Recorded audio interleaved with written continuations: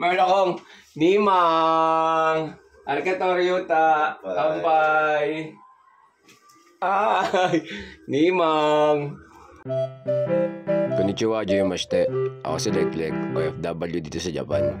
Alam niyo ba, dito sa Japan, kahit isang linggo ka nang umiinom, kinabukasan, pagkagising mo, maligo ka lang talaga na malamig. Tapos, parang wala ka ng hangover kagad. Nakakatuwa talaga yung ginaw dito sa Japan. Isa pa to sa maganda dito sa Japan. Sa escalator, alam nyo ba, sa isang side ka lang pwede tumayo kung ayaw mo maglakad sa escalator. Nakakatuwa talaga yung disiplinado yung mga tao dito. I-meet nga pala namin yung barkada ko kaya Shashiburi Yoyo Tosho. Yoyo Itosho ne. Ayun, nagkita-kita na kami. Pupunta kami sa Genki Doko ito. Bunja? Jinja Shine. Pupunta kami doon kasi magpapahula kami. Punta daw kami ng temple tapos magpapahula daw kami. Siya nga pala si Genki. Hi. Ano ba yung bumati? Konnichiwa, Jayomashite. Happy New Year. Akemashite omedetou. Katulad nito, temple din to, pero hindi dyan yung pupuntahan namin. Marami ka talagang makikitang gantong klaseng temple dito sa Japan. At ito na nga, dumating na kami. Ito nga pala yung labas ng temple na pupuntahan namin. Dahil nga pala sa dami ng tao na pumupunta dito, pati dito sa may temple, may traffic enforcer na. Yan nga pala nakikita nyo, exit yan, diyan entrance. Sa kabila daw kami dumaan, kaya ito yung pinaka-entrance talaga na dadaanan nyo. Yan, pinakabungad, ayan daw yung gagawin nyo. Pupunta daw kayo dyan sa may parang hugasan ng kamay. きれいに外汚れてるからここできれいにしてから入る。そうですね。Para daw maging malinis daw yung pagkatao bago pumasok. Ayun yung pagkakaintindi ko. Maghugas daw ng kamay bago pumasok. Kasi daw bali daw ang kailangan maghugas daw ng kamay para daw maging malinis daw yung pagkatao mo. Para doon daw mapupunta lahat ng mga kasalanan mo. Ayun yung pagkakaintindi ko. Tsaka sa nga pala nakakatuwa yung eksenang yan. Ang sabi kasi hugasan yung kamay tapos pati yung bibig. Ang ginawa ko pati yung tubig inom ko. Pero dapat lang pala yung tubig idadampi mo sa may bibig mo, parang ihuhugas mo lang. Ito naman para ka magsusulat ng wish. Kung nakapunta na nga pala kayo sa may Katipunan, sa may St. Clair Church, pagka magsusulat ka doon tapos ilalagay mo sa box para magkatotoo yung wish mo, parang ganito din yon. Kaya nga lang ito isasabit mo. Ito na nga pala yung paligid ng pinuntahan namin. Tinatanong ko nga pala dyan kung ano yung parang dragon na yon. Ang tawag daw pala doon is Enma. Ang gagawin mo daw pala is magsusulat ka para makapag-wish sa kanya. Itong lugar na nga pala na to is dinadayo talaga. Dito nga pala ito matatagpuan sa may Osaka, sa may Namba. Ayan, tatry din namin dyan. Magpe-pray ka naman dyan.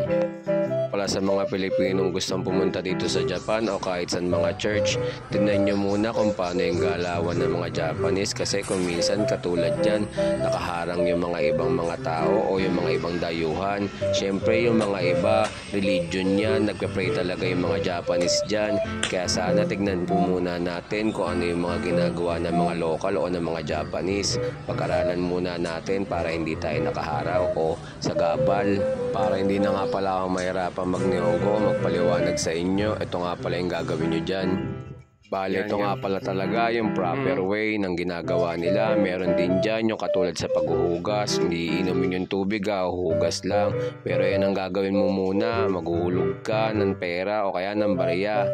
Tsaka ka magbabaw ng 2 beses.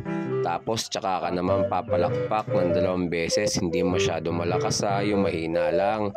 Pagkatapos tsaka ka magpe-pray ng mataimtim. Ayan, ipag-pray mo na. Yung mga may utang sa'yo is magbayad na.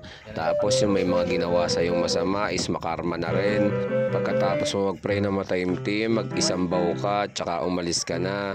Kasi may mga iba pa magdadasal din doon. Ganto naman ang way ng panghuhula dito sa Japan. Magbibigay ka ng pera dyan kay ate. Tapos kukuha ka ng stick, aalog-alogin mo yung lalagyanan na yan para makuha mo talaga yung magandang hula. Katulad ng ginagawa ng kasama ko. Ayan, pag nakakuha ka ng stick, ibibigay mo dun kay ate. Tapos may mga number yata yun o may nakasulat yun. Bibigyan ka naman ng papel na babasahin mo. Tapos dyan nakalagay yung hula sa'yo.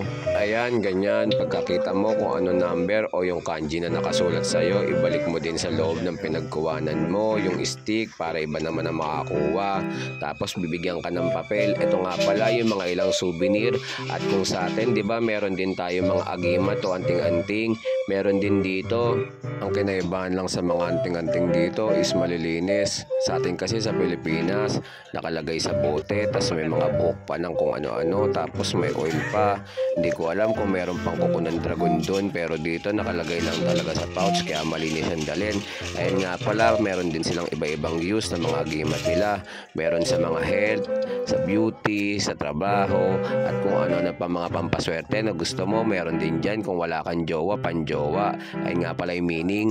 I-post nyo na lang, ayun yung mga agimat kung saan mo gagamitin. Ayan naman, alamin na natin kung ano yung hula kay Genki-san. Ayan, pinakita niya pa. Ayan, pinipilit niya explain sa akin na ni Hongo. Kaya yun yung explanation niya. Huwag kayong mag-alala. Ganyan din yung pagkakaintindi ko. Walang kayo nagkaiba. Ayan na nga pala, tinranslate ko na lang sa English yung hula sa kanya. Ito naman si Richie, yung hula niya ay pakita sa akin. Pagka nabasa mo na pala to, pagka nahulaan mo na siya, nahula na yung sasabihin sa'yo, nabasa mo na yung sasabihin sa'yo, ito mo na siya ilalagay. Ito nga pala yung hula sa akin. Medyo hindi nga maganda yung hula sa akin ngayong taon. Tapos tutupin mo siya para maging ganyan. Itatali mo dyan. Oo nga pala, ang gagawin mo dyan, itatali mo na maayos. Tapos FYI nga pala, kapag magtatali ka, mag-ingat ka daw. Kasi pagka may nalaglag daw dyan, yung bad luck na nahula sa may nahulog is mapupunta daw sa'yo, sabi ng kasama kong Hapon. Tapos ganun din, kung maganda-ganda talaga yung hula sa'yo, maitiban mo na lang dyan sa may tali para hindi mahulog. Kasi pag nahulog din yan, hindi magkakatotoo. Ito naman kaibigan ko si Richie, hindi niya natinali para makasure daw, iipit na lang daw niya para ibayin sa kanya. Ayun, ganito magpahula sa may Japan. Nakauwi na tayo, mag-unboxing tayo ng mga regalo sa akin. Tapos naregaloan din ako na to. Bag. Hindi naman. Okay, wala. Ano ko may naman. Ito nakikita ko na. Ay. Jacket. May regalo sa akin. Yan. Pang ano siya, pang sa amin. Pang tawag dito, winter. Jacket siya na pang winter. Sarah. Zara? Happy New Year! Happy New Year! Arigato! Meron akong Nimang! Arigato, Ryuta! Tambay! Ay! Nimang! Ayan, bali yung bumili talaga ng jacket is yung kasama ko. Nakakatawa nga talaga itong mga hapon na to. Sila na ngayon magbibigay, sila pa yung nahihiya. Ayun. Naalala ko, meron pa nga palang binigay sa akin ng paalis na ako. Regalo. Ay, ito. Ito, binigyan nga pala ako ng ano. Ay, kita ba? Binigyan ako ng, ano to? Couch na wallet. Thank you, Richie. Binigyan ako ng couch na wallet. Tignan natin baka may laman. Teka, isang kamay. One hand lang tayo. Inabot sa akin to ng ano, paalis na ako eh. Wala. Ay, meron. Uy, meron. Oh, meron. May isang lapad. Thank you, Richie. Bale, ito yung mga napamaskuhan ko. Ito. Binigyan ako ni Ryuta ng 2 lapad. Tapos si Genki, binigyan ako ng Ichimang Goseng. Kaya nga lang yung Goseng, ano, siya bali siya rin nagbayad ng jacket, tas Ichimang Goseng siya yung nagregalo nun. Tapos si Richie, binigyan ako ng salamin Ichimang na nakalagay sa couch na wallet. Tapos tong vitamins, BB cream niya tato. Vitamin C daw to para lumakas daw ako. Yan ang regalo sa akin ng mga barkada kong Hapon dito sa Japan. Yun lang, Ejo des.